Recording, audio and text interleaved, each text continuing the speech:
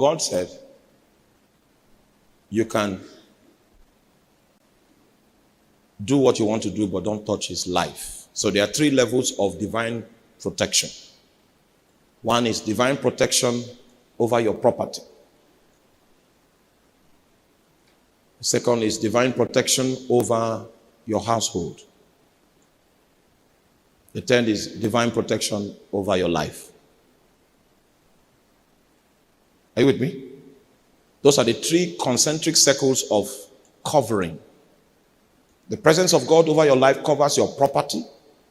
It covers your household. It covers your body. Then it covers your life. Do you understand that? So those are 4 levels, Your what? Property. Then what? Your household. Then your body before your life. And the only aspect of Job that the regulator decided to protect from the devil's onslaught was Job's life. It means Job's property, Job's household, and Job's body was within attack range. And all of this was happening from where? No, you are not with me. From where? From the court. So Job may not even know that court activities is responsible for his current situation. And because of his ignorance of what is happening, he can even curse God, as his wife was recommending. Because the first onslaught from the kingdom of darkness that took place was on what? His property, cattle, houses, things. Then the second was what? His household, children. Then the third was what? His body. It's not sickness that kills, it's death that kills. Are you with me? So those 3 levels of protection was withdrawn from the life of Job on the strength of a court session. What God knows is that if Job survives and Job refuses to curse God, he will be given more rank. Are you with me? You know how the story ended, so I don't need to continue. I'm just doing this to establish. Now you believe that there's a court. Huh? All right, let me show you how the accuser uses that court against us. 2 Samuel chapter 21, verse 1 to 9. If you get that one this night, I will close. Then we'll go to the practical session. Then there was a famine in the days of David 3 years, year after year, and David inquired of the Lord. And the Lord answered, it is for Saul, for his bloody house, because he slew what? The Gibeonites. Let me explain. You know, in the book of 1 Peter chapter 5 verse 8, how many of you still remember it? It said, be sober. What did it say again? It said, be vigilant. Why? Because your adversary, the devil, he's walking about seeking whom he might what? And I told you that his motion is not just from east to west. His motion can also be from present to past. So what happened here is that 700 years before David, in the days of Joshua, because Joshua refused to inquire of the Lord about the status of the Gibeonites and he entered into a covenant with them, God, who happens to be a covenant-keeping God, in his eyes, the covenant he had with the Gibeonites was binding. 70 years before David became king. Are you with me? First is 700 years. The covenant was 700 years. The offense was 70 years before David became king. Saul, wanting to show that he had zeal for God, went and killed the Gibeonite.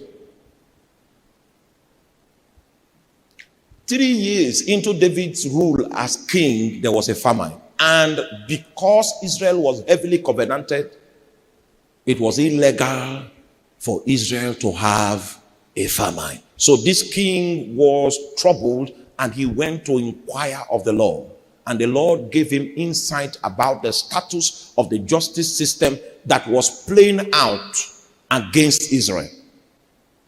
Are you with me? He said, Saul went and killed the Gibeonites, and the covenant that Israel has with the people of Gibeon has my seal upon it. So the accuser brought the seal to court. I said, will the God of the earth not do justice? Huh? Meanwhile, God in that court is a righteous judge. You are not with me. So he brought the seal and said, once upon a time, a covenant was entered into and you blessed it. And now, someone came and broke the covenant. Because this covenant has been broken, judgment must come from you in keeping with the covenant. And these things didn't happen in David's time. It was not David that went to kill. Satan knew when Saul went to break the covenant, but Satan was looking for an occasion that was most suitable for him to press charges. You are not with me? You are not with me? Do you know, some of you, your grandfather sold slaves. And that was wickedness to humanity. And because of that loophole, Satan can travel into the past and find something. Are you with me? So that he can take to court. And then you begin to see some symptoms in your life that is not consistent with the things that the Bible has said about your destiny. Even the visions that you see are contradictory to your current experiences. How many of you have ever experienced such a thing? Okay, nobody. Oh, okay. The ones that are for you, the ones that have experienced such contradiction and are trusting God for an intervention. That's why I came here.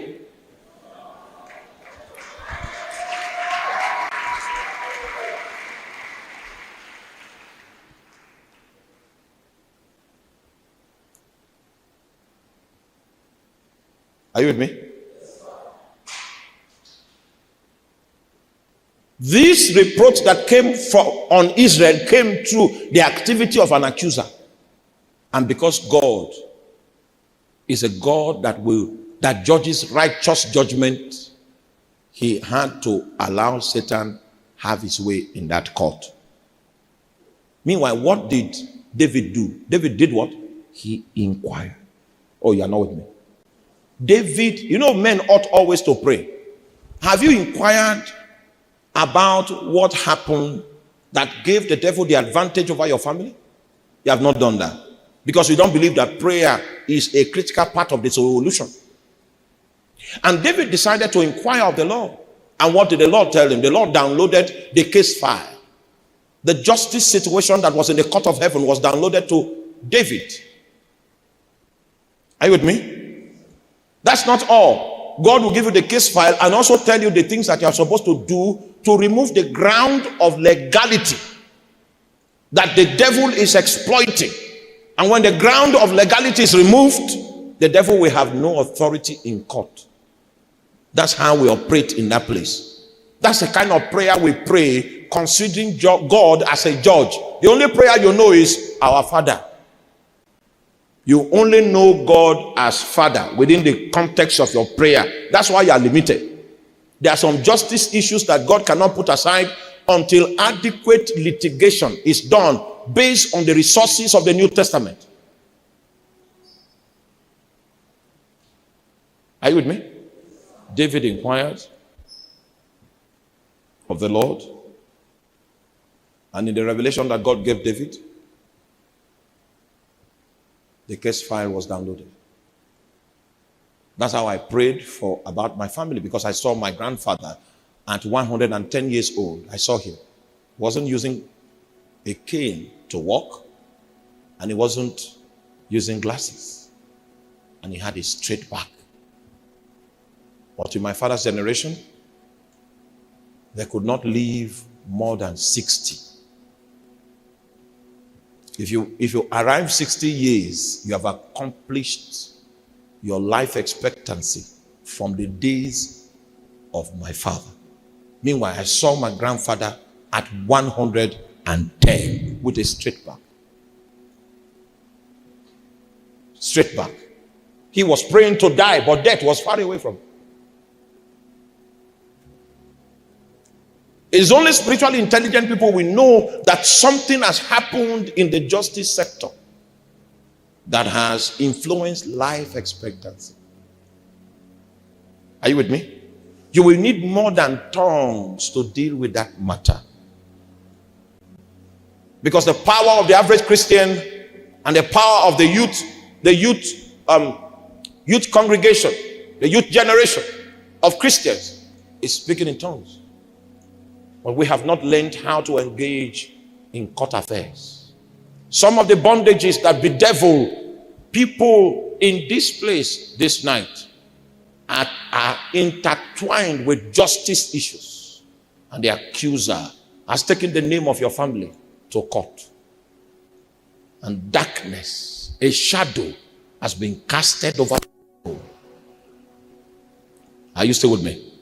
And God, in his capacity as a judge, what he wants to achieve with that capacity is to bring salvation to you. But you must understand how to prosecute prayer within that context in order to remove the ground of legality that Satan had. For humankind, the ground of legality was the fruit we ate in Eden.